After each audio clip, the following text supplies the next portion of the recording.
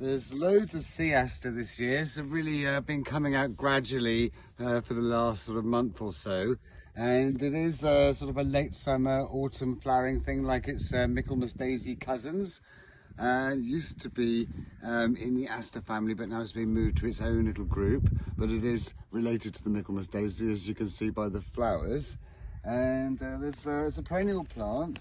Gets quite large. You can see there's the growing leaves down there, the kind of ones it has all year round, and then it has these big long flowering stems, which do seem to get bigger when they're right next to some higher vegetation like this one. And you get yellow ones and purple ones. Here is some yellow one here, and there's the purple one. You've got a nice little mixture of yellow and purple, and they are much bigger than usual this year. It seems to be a really good year for them. They are edible and taste quite nice. If I go down here where the tide comes in more, you can see down here, there's one growing right down here. So they can tolerate quite a bit of high tide water. So the tide comes into that high. Can't see any further down than that.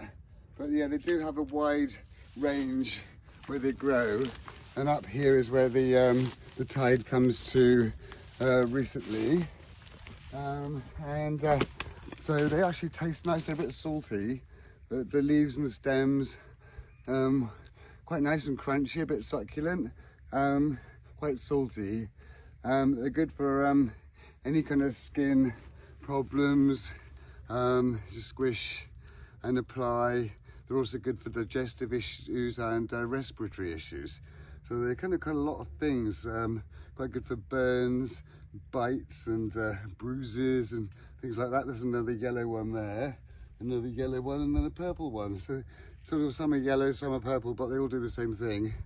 And they grow Europe and Asia, sort of coastal areas. And where they do grow, they are quite common. And sometimes you get them in massive clumps like this. So it's a really good plant to be aware of on the coast, the sea aster.